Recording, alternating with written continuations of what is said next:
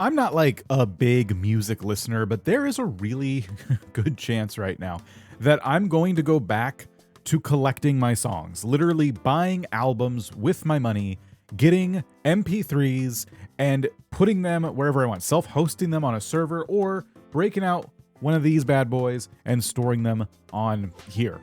And that is the theme, that is the subject of today's episode of Sticker Shock. I'm bringing in a musician that's actually going to talk about how he consumes music, but also he's seen behind the curtain as somebody who's uploaded music to these streaming platforms and has a lot of very interesting things to say. It was an awesome conversation. But to set this up, back in the day, iTunes was the way everybody was buying music, and it was pretty cheap and convenient. Cheap, relatively speaking, I suppose. I would use a small portion of my pitiful paycheck, and I would buy an album or 5 or 6 songs, and over time I amassed quite a library of music that is now effectively trapped in this ecosystem still to this day.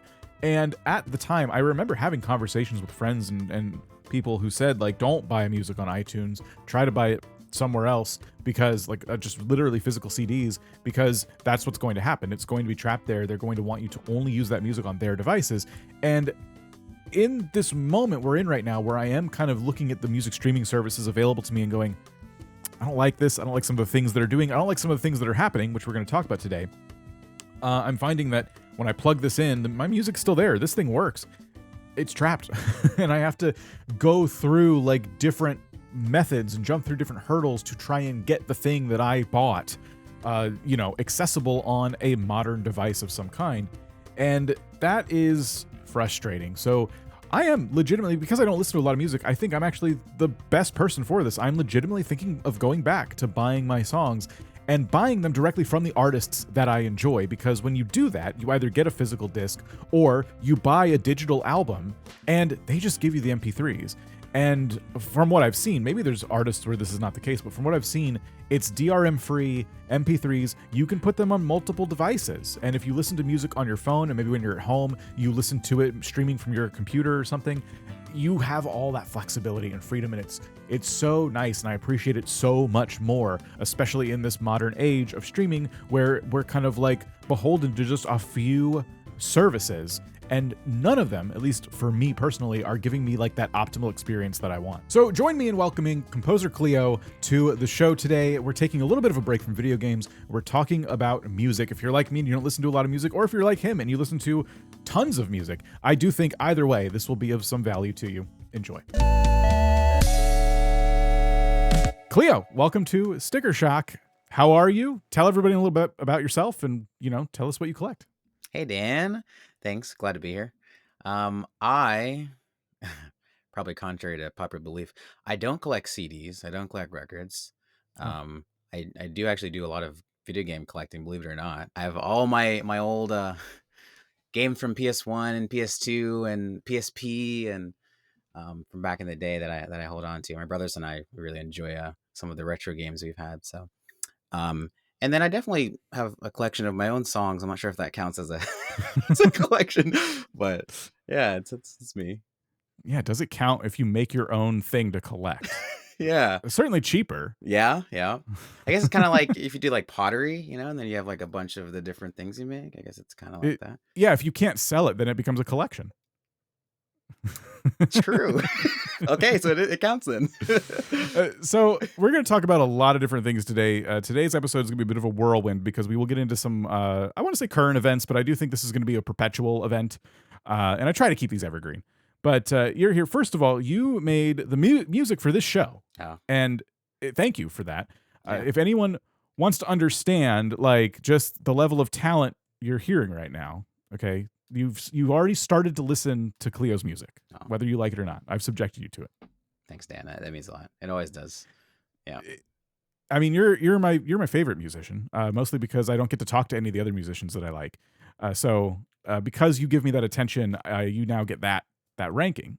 So. I'll take the I'm your favorite musician part. Okay, but the rest of it's flattering still too. So. Yeah.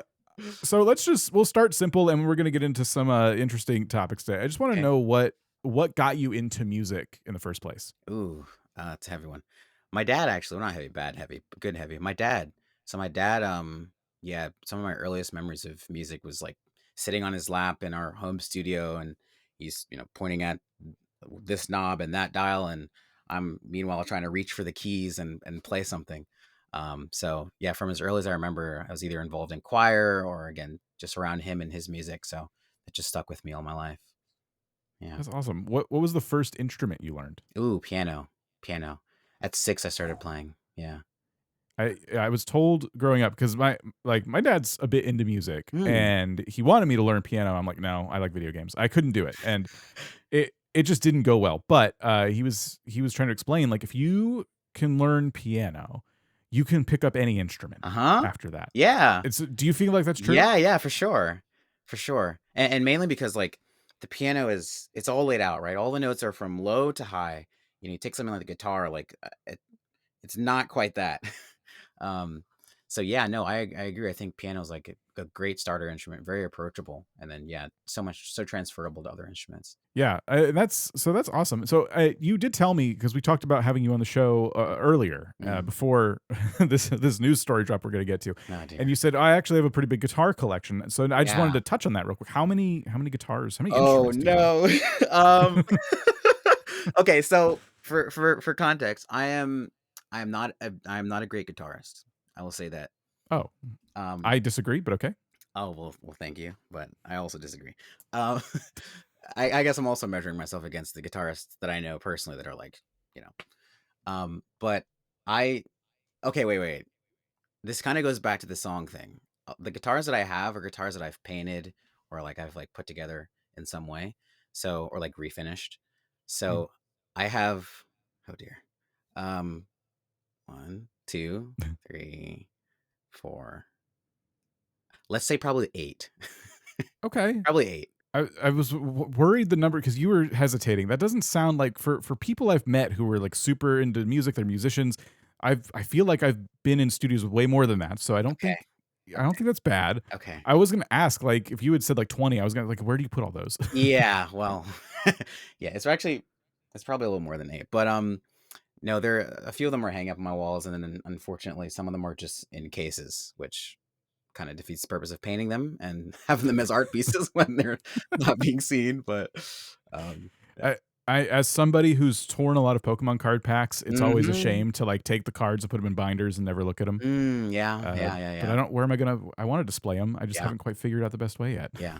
Oh, actually, not you mentioned that too. I have a handful of Pokemon cards. I'll have to have you take a look at some of them. Some from my childhood, and then some recent ones too. I'm not sure if they're worth anything, but it'd be interesting to You'd be know. surprised. Yeah. Like, yeah, even recent stuff can be worth a lot. But Mm, you, well, I guess you should have been on last week's episode. yeah, I should Uh, check that. Excited to hear it. so I contacted you more recently because there was some interesting stuff going on in the world of music, and I found myself wanting to jump ship from the music streamers that I currently use. Now, Mm, for some background on me personally, I don't listen to music all the time. I could mm, go several weeks without really mhm, putting on anything from any streaming playlist or anything like that. And sometimes if I'm editing a video or something, I need to get into a flow state. That's like when I'll pop something on. mm, And I've always really appreciated having the ability to learn about new artists and things like that through YouTube Music. That's one I've been using. mm, mhm. And, these streaming services have discovery algorithms and they're, good at finding artists. Right. And I think that's like their main selling point, other than the fact that you can access all any song you can imagine at any point for a small monthly fee. Mhm. Uh, so I asked you, like, once I started seeing some recent news that I'm going to continue to tease, do you listen to a lot of music on streaming services? And to my delight, you said no. Mhm. And I'm curious, what do you use?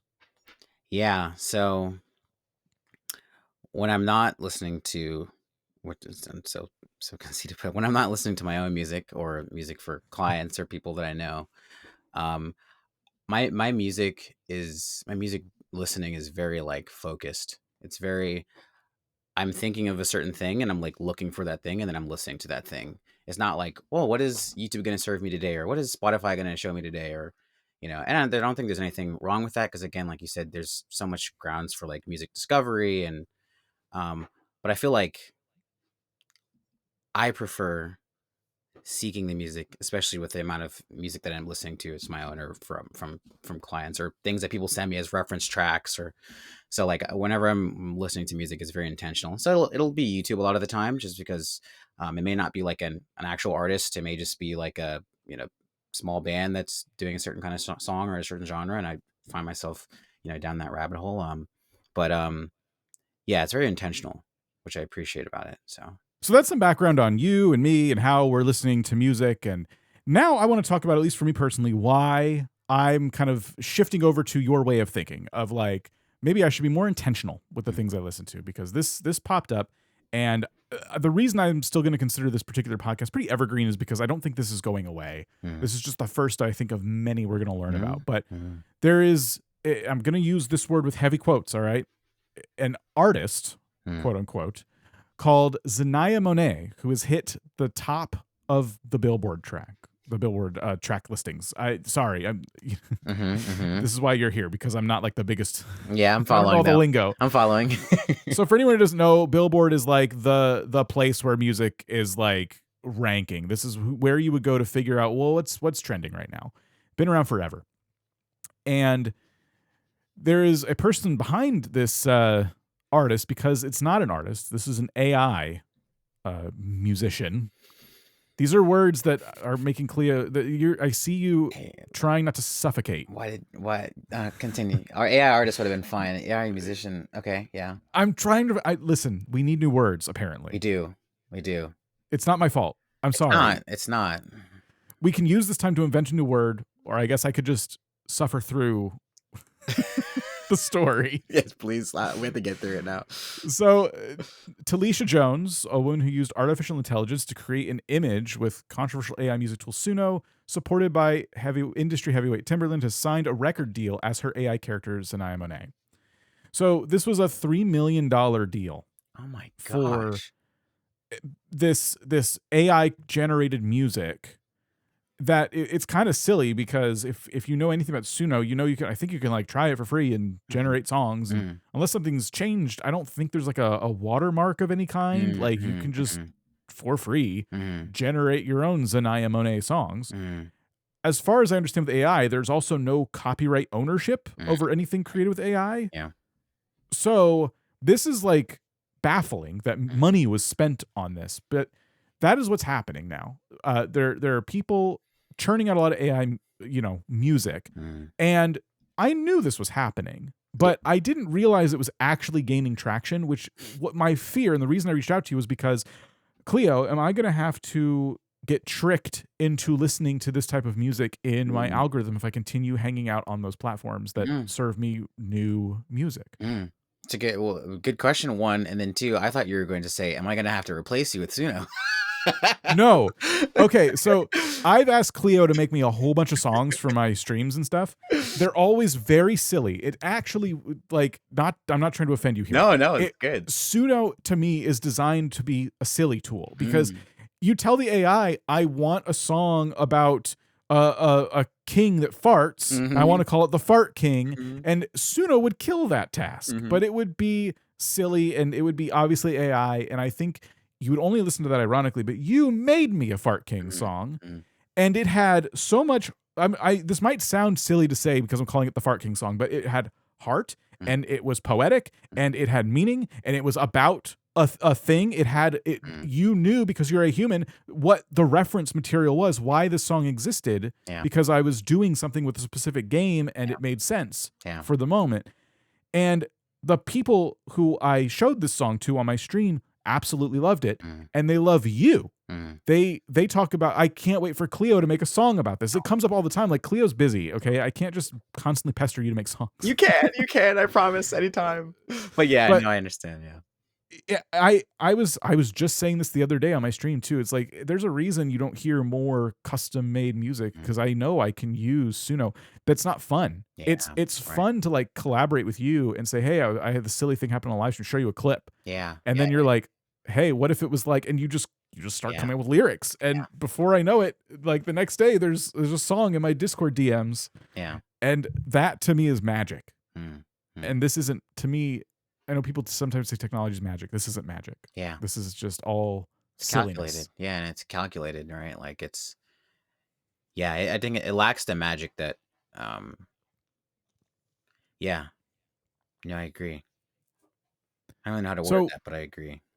it, I wanted to know, with that context out of the way, Mm, uh, I wanted to know what I can do, what anybody can do. mm, If you're hearing this, and listen, there's other reasons people are canceling Spotify that we're not going to get into on the show. It's not that kind of show. mm, But there are reasons people are canceling Spotify right now. mm.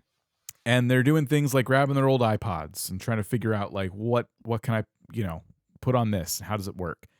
And well, if they have an old iPod, they probably know how it works. But it, people are starting to realize that maybe the previous digital landscape of Mm, music was a little more freeing and fun. yeah. And so I the biggest things I wanted to ask you about were around that. How how do you even buy a song Mm, this day and age? yeah. Not I know how to buy a thing, but like Yeah, where do you but how do you find go about doing that? Right. yeah. Yeah. There's a level of, like, training, that training people that has come with some of the accessibility of music, right? Where now, yeah, I don't what if I don't wanna go buy a movie or don't wanna go to the movie theater? Like, now I can scroll through Netflix, or what if I don't wanna, go to local music scene and find an artist that I like, and Spotify will recommend something that sounds similar to the 500 other songs that I listen to. So I think as it's become a little easier to like discover it, it feels like it's also become a lot easier to like neglect the pursuit of the things that you may like or previously liked or whatever. And then there's definitely a lot of like interest changing based on like kind of what's socially like the popular music, and so I feel like that drives a lot of it too. So how do you buy a song though? I mean, yeah, in this day and age, um, that's tough because I mean, even my side. I mean, if I'm honest, I don't buy music very often. Um, um, I think my version of buying music though is like seeking it, right? Is like knowing that I'm going in to look for something with intentionality. And it sounds kind of crazy, but like I'll give an example of a guitarist named Billy Strings. Um, bluegrass, country.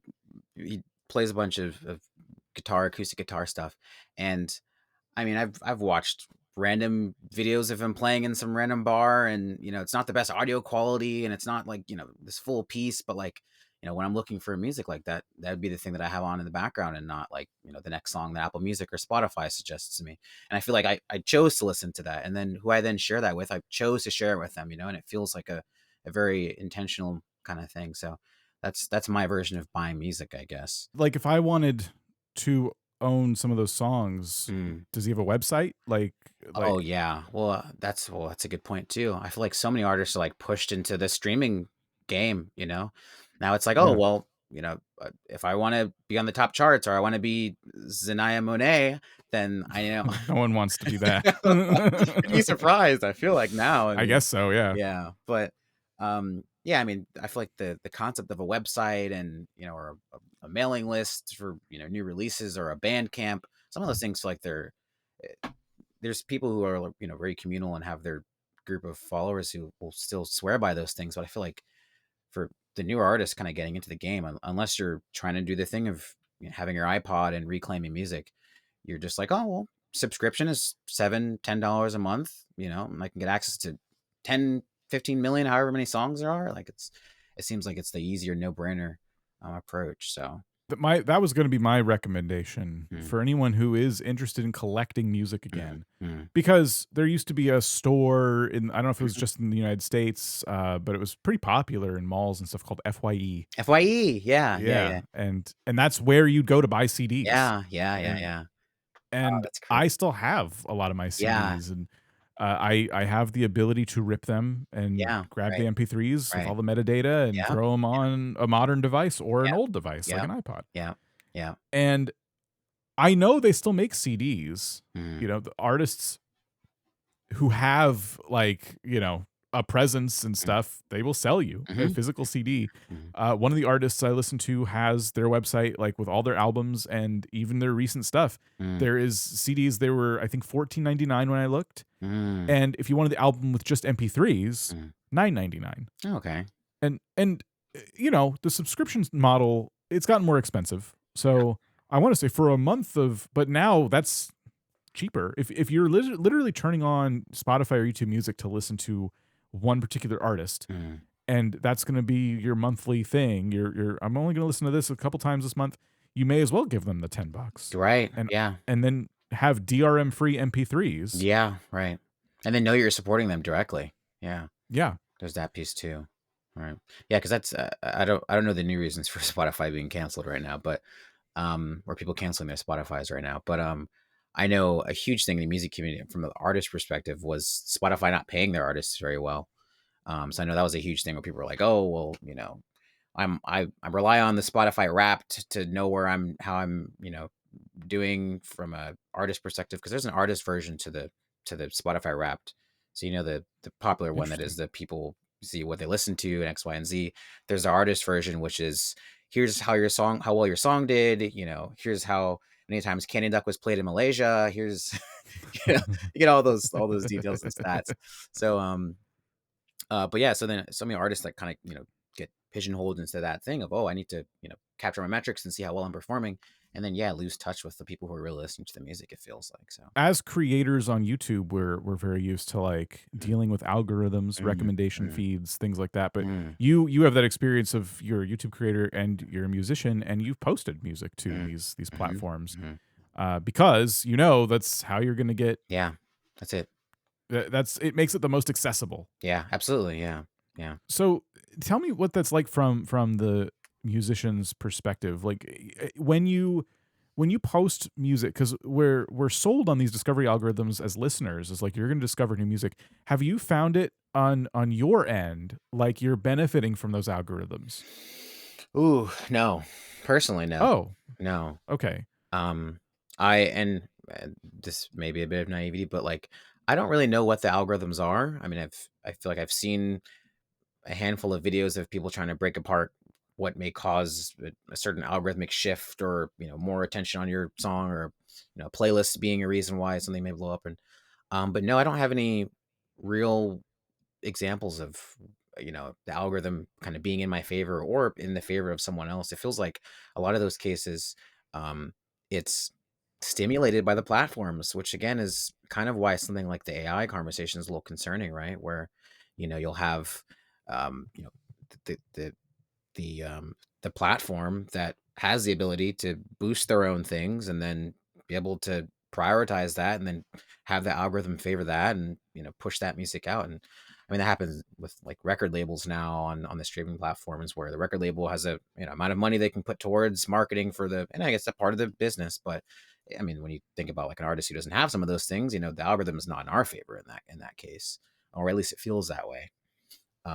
The most growth I think I felt has been external to it, right? Like, my song being used on something and then people kind of, you know, checking out to see, oh, where was that song? What's that song from? What's that song from? And then kind of searching for it. But that feels a lot more organic than and intentional, right? Than like, oh, like this was fed to me as a new song and my new rotation, my new daily rotation. So you're saying you really don't get any impressions from the platform Mhm. itself. Yeah, no. And because that was gonna be my next question is like, how much of that promotion do you feel like you're doing? But Mhm. I'm also forgetting like the big way people discover music these days is from shorts and TikTok and Yeah, reels, where a song will just go mega viral yeah, because it just fits the certain meme or something so yeah, well. yeah, And everyone's like, what is that song? yeah, Sometimes it's an old song, but sometimes it's something you've never heard before. yeah. Yeah, I've had And that too. That's yeah. so you've seen external traffic come in, so your song starts trending in that kind of way. There's I'm not gonna self promo it, but there's a song that I have where, yeah, I mean, it's like used in the background of like a bunch of like shorts or Instagram reels specifically, and I wasn't even aware that you could like look to see where your song was being used, but I think I'd like search myself up on Instagram, like I guess people do, um, and then I saw the song was being used, and I was like, huh, and I just like scrolled a little bit, and I saw these videos that were using the same song, and I was like, how did this happen, you know? And then the reason for looking at that was I saw some of the metrics changing, and I was like, why are they, why am I getting so much more listens on this specific song? And then I realized that that's where it was coming from. So, but again, it feels very intentional, right? Someone watched the Yeah. thing, oh, the song sounds really cool. What is this? And then went to look for it.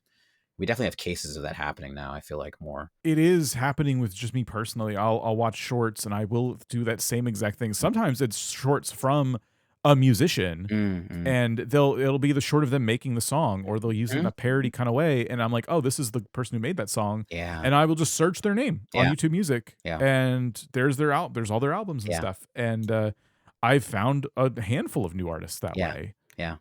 which is super cool, Mhm, and I think it's interesting that we as listeners are afraid to quit using these apps mm. because our playlists are built into them now. Yeah, It, but then you're saying as an artist, and I'm sure you're not the only one who's experienced this, you're not benefiting from the discovery algorithms that we're using. no, And when you stack on top of it, having to now be afraid that we're going to be served AI slop, yeah, I, and I say afraid. I just want to be clear. I'm not afraid of hearing an AI song. It's the fear that I'm giving someone royalties potentially who I don't feel like, I don't want to use the word deserve, but I don't feel like they deserve them. I I I mean, don't want to be that guy, but like yeah, it's a personal choice. Some people do feel like no, they work hard in their own way, and so I do think they should have royalties. Cool. Then they're on Spotify. yeah, right, exactly. Enjoy their Yeah, music. I mean, But for yeah, me personally, that's what I'm afraid of. I don't personally want to give my dollars or listening dollar, whatever I'm giving them, because my subscription fee is being divvied up, and I don't want that to go to people who it just like there's plenty of artists that are human that I also don't want that money to go to. right, exact I was gonna say the exact same thing, right? Imagine you go to a show and then you buy someone's CD with the music you didn't really enjoy. Like, you're allowed to not enjoy it, so but imagine then there's a I don't know, you're being forced to come to this show and then forced to listen to the music you don't really wanna listen to, and then also forced to buy it, like, there's a bit of it that is, the AI slop conversation of like, well, now the platform is like prioritizing this music. It's everywhere. I can't distinguish what is real from not real. And then I'm being served it constantly. Yeah, if you don't want to support that, that makes sense for sure. That is where like I'm personally at. Mm. I dug out my old iPod. It has Mm. like 3,500 songs on it. Ooh, okay. It so that's fun. That'll be a fun little treasure trove once I Yeah. start to figure that out. But Wait, quick question. even Curveball yeah, question. What is the song that you know is on there for sure? well, I did look at it recently, so Okay. Okay. I'm kind of cheating a little bit. Okay. Was there a song specifically you're like, yeah, I know that's on here. That makes sense. Yeah, like on the EDM side of my Mm, music enjoyment, mm. Above and Beyond is a Okay. group that I listen to a lot, and they've been around for a long time. So Yeah. Yeah. because it's alphabetical, their stuff was like the first on the list. Mhm, mhm. I'm like, yep, okay, that's Yeah, where that is. it's funny. The thing about like the iPod is even way back when this thing was like popular, there was still Apple was still playing with DRM, Mhm, all over the place, and so these songs are kind of trapped on mm, here. mm, And I'll find a way around that, mhm, don't you worry. mhm, But it's just we went from that, and I remember people being worried about that back in mm, the day, like, "You should buy your music not on iTunes, it's gonna trap it in that environment, you should definitely get your music from the artist directly." And I thought by now, with streaming and everything, we wouldn't be having those conversations, mm, mhm. and now they feel more important than ever. It's wild in so many cases to be like, "Oh, is that the direction that we were going?" And probably then be like, "Nah." Yeah, it's easier, it's more accessible, it's great. But yeah, to where we are now, I don't know that anyone would have projected it, not accurately at least. I own nothing because I have everything. So yeah, not needing to own the DVD because you can watch it on your tablet or your iPhone or on your TV because you have it on these different platforms. But There's another article, that's more recent than the Zanaya Monet, oh situation. no, there's another. Yeah, Okay. I'll link this specific one in the show notes. It's called AI Slop Hits New High as Fake Country Artist Hits #1 on Billboard Digital Songs Chart. And it, the person who wrote this is very, very upset, and I feel it. Mm, I'm with it. I'm with him. mm, But it's called, I guess the band is called Breaking Rust. It's an AI band with quotes that appeared on the internet in the middle of October based on its presence on Instagram. So even the people using AI to generate music are finding the same thing you're finding, where the presence on Instagram yeah. brings up Yeah. the attention and people are like, what's this song? Yeah. So to me, this is like even worse news because Yeah. Because I mean, right, yeah. would people be looking for it if they found out it was AI generated? I'm sure some people would, but I'd be curious to know how many people went looking for this particular artist, not knowing Knowing, yeah. that it was AI generated. Yeah, the not knowing part, yeah, that's it. Yeah, and again, I mean, as the technology continues to advance, I mean, how would you know? I feel like when I've listened to enough of this stuff, I feel like I can sense it. Mm, I think it's the way the songs are written. mm, mm, It's so literal mm, to the prompt, mm. and when it's used in parody, it's super obvious. Yeah, no, for But sure. even when it's used like, and see, this is why I'm glad you're here, because maybe you can like not Sure, correct me, but sure, help me with the terms. sure, But yeah. like, okay, how do I explain this? So when it's not parody and it's trying to pass itself off as a real song, the way I can tell is what it tends to do is make these really long, drawn out thoughts in the song. Mhm. What I don't know what you'd call that. Like the lyrics of the song though don't feel poetic anymore. It feels like the song is trying to make a point for the person who typed in the prompt. Sure, sure. So it does its job. AI is about doing its job. Yeah, That's what it wants to do yeah. at the end of the day. So like I don't know what you call that in the music writing Mm. sphere, but it's just for me, I can pick up on it so fast because I'm like, oh, this particular line in the song is like pretty long. This is Yeah, a yeah. full on paragraph at this point. Yeah, yeah, yeah, yeah, yeah, yeah. It almost feels a bit like I don't know that there's necessarily a music term for it, not as it relates to AI. Um, but it could almost be a little bit performative, right? Like when you're asking it to do a certain thing, and so it's like we will do the thing, and we will continue to say the thing, and get oh, okay. Sorry. We'll do the thing and we'll make sure that we hit every point related to it and we're going to harp on this. And yeah, I mean, music can obviously do that too. People can do that as well. But I think, yeah, if it almost feels kind of checkboxy in a sense where it's like trying to, as you said, do what you're asking it to do and convey that. And sometimes it'll drag it out and not know the pacing well. I think pacing's a big piece of it too. That's what it is. It has that AI pacing, Hmm. the Hmm. that pattern of speech that ChatGPT uses, Yeah. but in song In form. song form. Yeah. Yeah, for sure. Yeah. I think that'll definitely be a tough thing to nail because I mean, there's so much imperfection in human performance, right? Like, I mean, you have the variation in vibrato when you're singing something, you have the variation in when you speak, right? That these AI tools are trying to like replicate in this way. But because it's so imperfect, like it's uh, I mean, to make something that is not intended to be perfect, but that is trying to like perfect something, trying to have it perfect imperfection is just like a like how where's the how do you go about that, and in music there's tools like a randomizer that have been used for decades, um but they're still very calculated, and you can tell in some of those cases too that it's trying to replicate an imperfection. So when I think of like the Suno world, I think parody is one piece, right? You have like the SpongeBob singing Tennessee Whiskey, which I'm sure is a thing. I don't think I've heard that, but I'm sure it's a thing. um, Someone just generated it actually, right? Okay, I well, heard you say there that. you I, go. I thought you were referencing a real meme or something. No, I That don't just know. sounds I heard Tennessee that Whiskey sounds the like other it day. exists. I'm sure it exists, and it's probably gonna be on the Billboard next week. Um, but, you have that, which, we'd say is parody, um, and then you have AI stuff, or you have examples of AI tools being utilized in music more supplemental, right? So like instead of it being, oh, we're gonna take a person's voice or likeness or whatever and make a song in a different genre or whatever, it's like I'm gonna take the drum pattern of a band that I like and then use that to like recreate something else. I think in those cases that's where people would become a bit more okay with it because it feels a bit more um yeah, it's supplemental, right? It feels like you're kind of taking something and adding, as like people have done with sampling over years. I mean, Yeah. taking voice sounds and things like that. Um, so I think in cases where it's supplemental, but that's where it's tough because uh, even when it's supplemental, like how do you?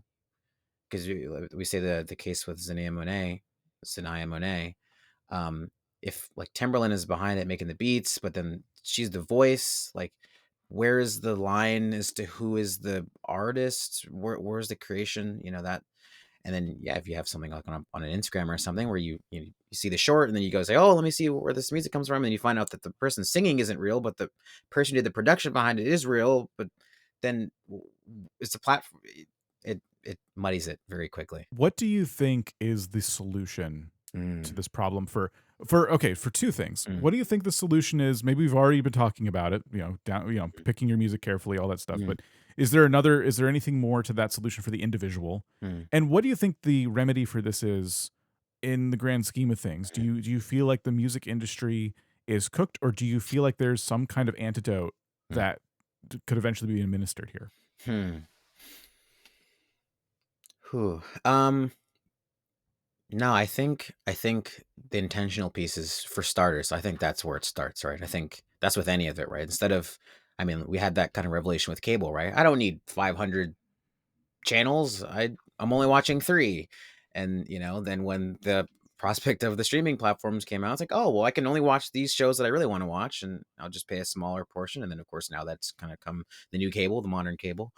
So I feel like, yeah, the intentionality piece is huge. Um, as far as what we can do, I hate to sound kind of doomer, but the platforms are prioritizing that right now. I mean, it, it Uh, it feels like that's the way that everything's kind of going. Um, I don't have the article pulled up, but I remember months ago hearing about a story about how Spotify was mm. trying to generate their own Yeah, AI yeah, music, yeah, and think about the money they would save if you're just trying to exactly, listen to some lo-fi beats. exactly. That's first. That's what was first attacked. That's what I've attacked, but that's the first like demographic that is like immediately impacted by something like that because again you don't have some of the drawn out pacing things that you may experience in AI music with vocal pieces that the imperfection pieces kind of already it's already low fidelity, so it's if it's crackly or not perfect in a certain way, like it can be passed off as like a stylistic choice. And then yeah, there's hours and hours of lo-fi playlists everywhere that it could train its model off of. So yeah, very easy thing to start with. And then I mean, the guitar and piano stuff you hear in a lo-fi song is also all the guitar and piano stuff you may hear in R&B song. So now they've got that piece figured out, and now it's just adding the vocals on top of it, and it expands and goes on from there. I mean, I think there's definitely some level of like coexisting that can happen, right? I don't know that we need to like eradicate it, but I feel like yeah, no, that's tough. I haven't thought about that. I haven't thought about that. I don't know what the solution is. I only have one Mm, myself, and it's pretty vindictive. mm, I would like to see people take the lyrics as sung by Zanaya Monet mm, and use them, themselves in mm, any way they see fit. Because, and I'm not a lawyer. If I have this wrong, to take this, you're taking your life into your own hands. I'm not going to do this. If you decide to do this, it's up to you. But use them however, like mm. use them in whatever, because they don't own the copyright. If Sure.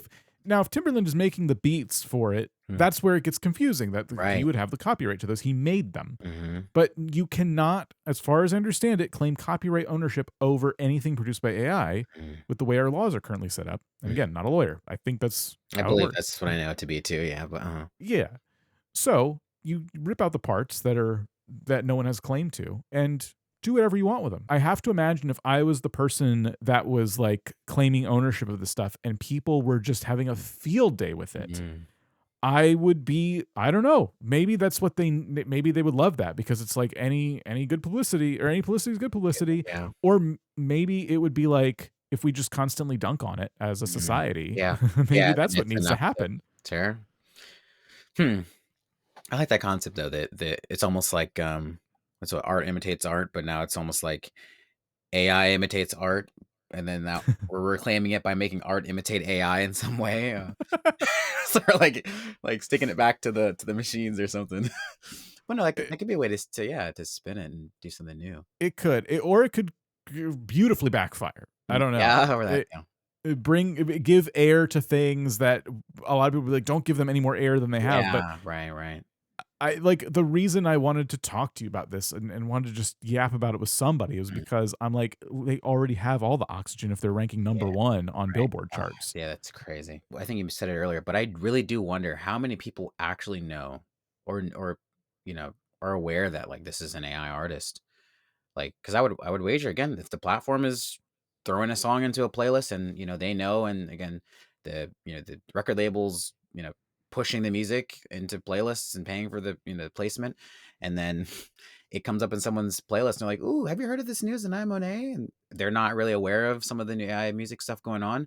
They could very well listen to it and not know. Yeah. There's a part of me too that if I'm to play devil's advocate, it's like there's a part of you that's like, what would that be so bad? Like, what's Yeah, the well, big that's deal the if yeah. you can't tell, does it matter? You Yeah. know, that And whole that's thing. well, that is a good question because I feel like it almost comes back to the I feel like a lot of music and its history and the art of it, there's a lot of like, oh, I watched this person grow and rise and it was this organic thing. And I remember when they were doing this and the kind of tied to the story, Um and and that's not always the case, but I feel like in those cases, yeah, if you're like tied to this music and artist only to find out they're not, you know, eh, I mean, there is no meeting your hero at that point. It's just, it's just, AI at that. Yeah. So let's bring this back to just like the average person, and I think what you and I are encouraging right now is like, well, obviously what this podcast is saying is I should go and buy like physical CDs again or buy MP3s from artists. And I think you and I both know when it comes to music, it's not that simple. No. And I just wanted to get your thoughts on that because I don't want to come across like I'm judging anybody for still saying, well, I still rely on these platforms and I'll just try and listen carefully if I don't want to hear the AI stuff. Yeah. Yeah. No, I mean, exactly. I mean, the iPod you have, right? Like part of that was the evolution of, I don't want to have 50 CDs in the back seat of my car or the back of the seat of my car. And so, yeah, the consolidation made it a lot more accessible. And then, and you could, there's still definitely a level of intentionality there where it's like, okay, well, I just did the loading of the CDs onto the iPod at home instead of putting into the CD player. But yeah, there's definitely a next step, which is kind of where we are now, where it's like, I lost it. Well, because how do you take that stuff with you? Yeah, right.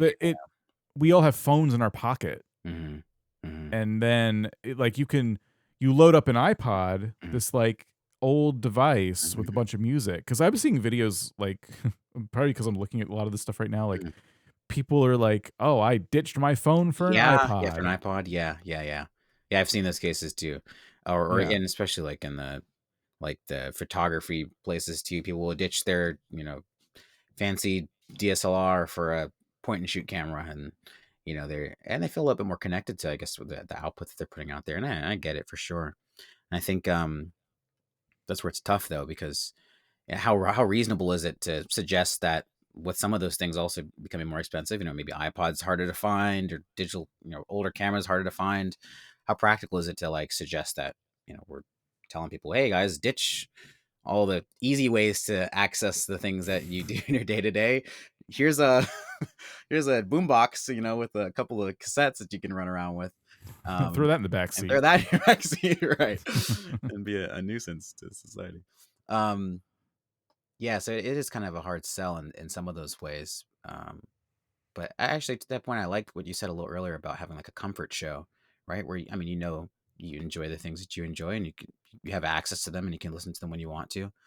I know, my gram has that with some shows that she watches. She watches them on Pluto TV, I think, at the moment. And I mean, they're reruns, but and she can probably tell me the plot of the show before it happens, Yeah. whereas we're watching it. But yeah, I mean, they're comfort things, and I think it'd be beautiful for her to have like a CD version of that where she can plop it in. But again, if it's less practical, then open the Fire Stick, go to the Pluto TV, and then turn it on. I mean, There's a lot of like ways around that, which is like one of the other reasons I wanted to like even do this podcast mm, because I'm learning about modern ways to access mm, this more analog media of mm, Blu-rays, for example, and mm. things like that. I know it's not literally analog, but it just feels like it now. Yeah, no, it's more tangible. Like if I like the show I was talking about, like if I can take the DVD set of Doctor Who that I got, Mm, and if I want to, I can rip it onto a hard drive and I can then set up a Plex or Jellyfin server. And mm, mm. those types of services bring a modern experience Yeah, right, to media that you physically own. right.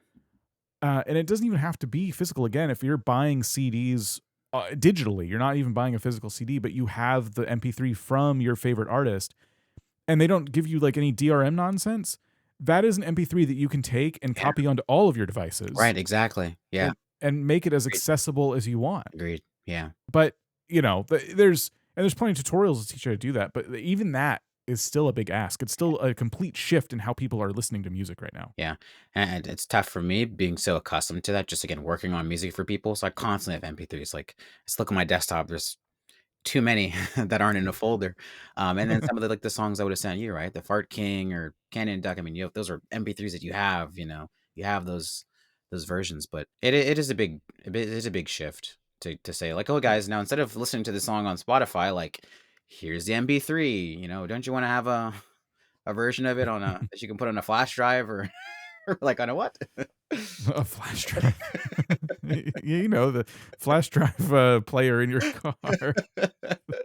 Or the one on your computer or your PlayStation or your Wait, like when you listen to music, what are you using right now day to day? Like if you're in your car or whatever, what are you listening on? So I'm usually actually using my Files app. So I have an iPhone and there's an app called Files, and yeah, I mean all the MP3s that I have, like I will usually put them there. Um I have YouTube Music and like Apple Music. But I find myself majority of the time going to my Files app. Again, part of that is because I'm listening to stuff that I'm working on or like things from clients.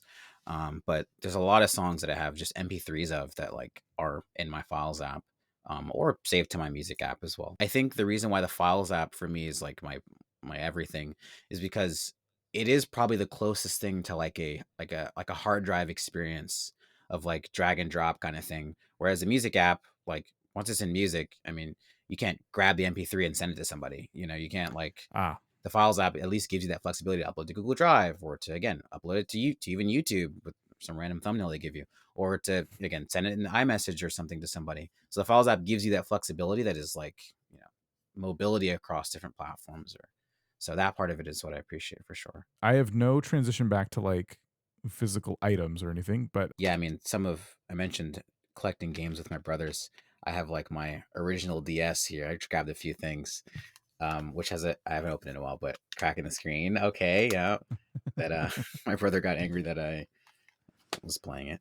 Um, I have my DS Lite, and a few other things. PSP Go up there, and some other things. So yeah, no, I'd love to talk about games sometime too, because even though I don't yeah, play games a lot, I ha- dear to me. s- we didn't get an opportunity to talk about like a lot of games and stuff today. I'm just curious, how many like PS1, PS2 games do you? Because I found my old ones and I had just a few, just like a small Mm, handful. I was glad I still had them, but like, yeah. how many do you have? Ooh. Of the old ones that if I were just to give a ballpark of the amount of like games that I have that I collected, I probably would say it's not too, maybe like 50 or so. Um, That's still pretty like good. better older games, yeah. Crash Bandicoot Tag Team Racing on PSP. Yeah, I had to go back and get that. Okay, It's a very specific case. Um, I have Crash Team Racing on PS1. okay, So, okay, but I don't. Yeah, I did not have a lot of PSP titles. I had a small handful. I actually yeah. think I had almost as many movies on UMD as I did games, which was Uh, not a lot at yeah, all. But yeah, because they did do movies too. Yeah, good point. yeah, I have Office Space. I Okay, have Bill and Ted's Excellent Adventure. okay. I don't know that. Like when I got my PSP, like I got some like I guess just gifts and stuff Yeah, from people, and I was like so happy to have these movies on this yeah. format. It was so Oh fun. my gosh, now that I completely forgot that that was a piece of it too. That's a whole part of it. Yeah, the Yeah. movies. Wow. Do you know if those were transferable in any way? Like, I don't. I mean, maybe with mods and stuff, you could probably Yeah, grab them off right. there. But I imagine the resolutions and stuff, they were probably boiled down to such a Yeah, really tiny format that if you were to blow them up on a big screen, they would yeah. look terrible. Pointless. Yeah, I'm sure. I'm sure. Yeah, I mean the PSP screen wasn't that glorious too, so that definitely did as well. Yeah. Diddy Kong Racing. There's a bunch of Diddy Kong Racing's Oh man, superior to Mario Kart. I agree. I agree. I agree. So Mario Kart 8 was my first Mario Kart. That's crazy, but so Diddy Kong Mario Racing Kart 8 was was your first. Wow. yeah, it was my first. So Diddy Kong Racing was my Mario Kart. Yeah, Yeah. Diddy Kong Racing was epic. They really put a lot into it, and Mario Kart is literally just like, here's some tracks. It's Yeah. like Diddy Kong Racing had like soul, and you would go around and like Yeah. go like this whole adventure island. Yeah. Is so Yeah. frustrating that like Mario Kart never even went there, and then we get Mario Kart World, and you're like, is World. that what they're doing? No, Yeah. big empty map that you could Yeah. drive around. Yeah. At 150cc only. Yeah, learn Diddy Kong Racing and take lessons from it and make better games. Exactly. Um, Um, we'll have to come back and rant about games at some point. Yeah, that'd be great. It sounds like you have a pretty decent collection. So one question I like to ask is, imagine a world where you are no longer in it. What do you hope becomes of your collection in the future? Ooh, huh. Super dead. Guitar string accident took you out. And what happens to your collection? The 4 guitars that I have in their cases fell over on me, and I Yeah. Wow, I think my immediate thought would be that my future kids, you know, can see some value in having it too, and hold on to it and pass it down that way. The next piece would be probably someone that has been impacted by my music, finding it, or having it. I think of like the Jimi Hendrix or the whoever's guitar that's somewhere right now, that someone who really loved the history of that person's music, like has it and cherishes it in that way. So I think I'd want someone to cherish it the way that I cherished it. I guess the concept of like all of your heart being put into collecting and maintaining and preserving it for it to end up in a landfill or cut up by a GameStop employee is like a terrible feeling. So yeah, I think I'd want it to be loved like I loved it. Yeah. Cleo, thank you so much for being awesome, being on the show, and making the music for the show, which more of it's about to play right now. Thank you, Dan. It's been a pleasure. Thanks for being here. Thank you for listening to Sticker Shock Collector's Edition. You can learn more about this episode and our show by following us on Patreon. It's at patreon.com/stickershockpod, where you can subscribe for free to see our show notes and maybe any other images sent in by our guests featuring their collections, things like that. You can also find us on Blue Sky at Sticker Shock Pod as well. Our podcast artwork was created by Han and music by ComposerCleo. We have new episodes every other week, so hopefully we'll catch you in the next one.